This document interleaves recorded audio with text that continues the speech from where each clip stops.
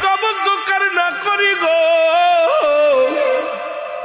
আমার স্বামীর যদি খেদমতে ত্রুটি হয় তুমি বেজার হয়ে যাবে আল্লাহ, আমি যেন আমার স্বামীর খেদমত করতে পারি। চোখের পানি ছেড়িয়া ছাড়িয়া কাঁদতে লাগলো রে। এই মুসলমান স্বামীকে বলে, স্বামী রে আপনি তাঁবুর মধ্যে থাকেন, আমি যাই গ্রামে যে কিছু আনতে পারি কিনা।